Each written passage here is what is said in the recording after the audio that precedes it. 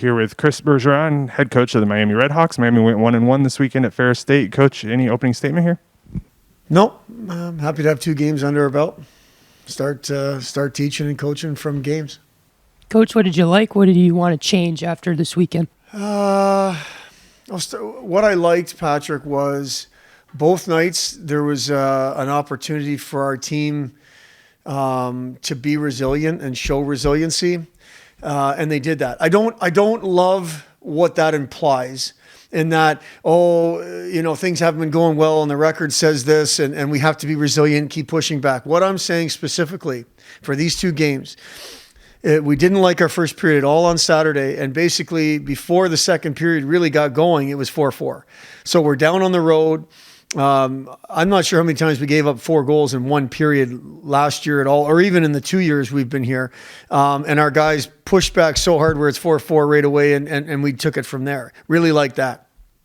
When Ferris went up 3-2 on Sunday, there was a minute 35 or minute 40 left in the game. We were still shorthanded. And the way our guys responded for the next 45 seconds, 50 seconds, I thought was outstanding. There was no way we were going to be denied, and we found a way. Really, really like that. What I didn't like, generally speaking, is that we gave up 4 goals both games. And that is not a knock at the goaltending at all. We're a net out type of program, and I think we're poised to defend much, much better than that, and we will defend much better than that. It was just one of those weird weekends. Of the 8 goals, it's 2 shorthanded, it's 2 power play, it's a penalty shot. I mean, it was just a weird weekend when it came to goals against. But the bottom line was 8 pucks went in our net, and I was disappointed with that. What adjustments defensively would you like to see?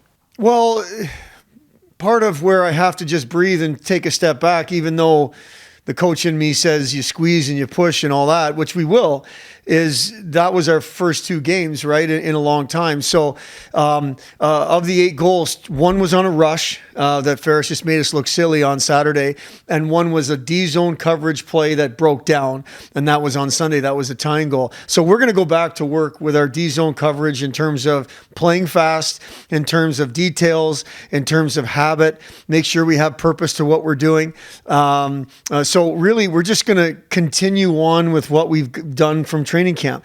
Tomorrow will be the first really official practice for this team. Up until that point, we've been under, a limited number of hours per week, especially on the ice with them. So tomorrow will be really our first official practice. This is our first 20-hour week here when it comes to the NCAA rules with really the regular season starting October 2nd. So we don't want to overreact, and I've said this before, we don't want to underreact. We just want to continue on the path that we've been on. We want to be a team that defends better. The second 2 periods on Saturday, we didn't give up no goals. I mean, our goaltender made a few saves for sure, but I thought we defended better. I actually liked the way we killed penalties. So really, Patrick, we're just going to go back to work. We're just going to continue on the path that we're on, make sure that the habits and details are right, make sure we're competing at the level we think we're capable of competing at.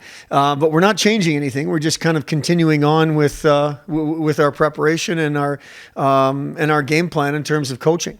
You go with Ludwig Saturday and net, and Logan on Sunday. Is that something fans can expect to see moving forward? I don't necessarily think so. I'm not going to say either way on that. Ludwig is proven. Logan is unproven. There was times where we thought both of them looked really strong in their performances, and there was times where they didn't look as strong. And I led with the difference between them as Ludwig has last year. That's the difference. So I think we're going to go game to game. I really do. That I'd like there to be depth at that position. That I don't want to put the weight of the world on one guy's shoulders. We don't want to do that. But we also got to go with our best guy, and that's still yet to be determined. So we'll just go game to game with that, with our goaltending.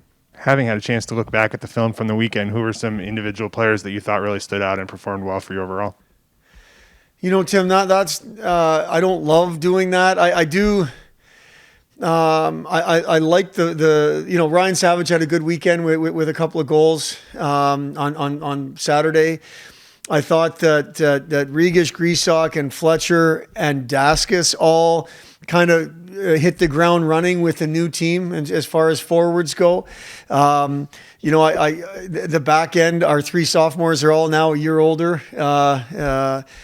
I thought Cullen fit in. Jack Clement kind of picked up where he left off. We think he's had a good fall. Derek Dashke was the league defenseman of the week. So we're happy overall with basically everyone's performance. Those are some of the. I mean, you don't know with those transfer guys how they're going to transition, and for them to kind of, as I say, hit the ground running, I think was great to see, and we're going to need them to do that. That's why we brought them here to be impact guys, and so those are some names that come to mind. But ultimately, I thought it was time to play a game. We were able to play 2 games, and now we can just put that behind us and start to focus on Michigan State. You announced last week that Dashke would be the captain for this team. What went into that decision, and what have you seen from him as far as being a leader?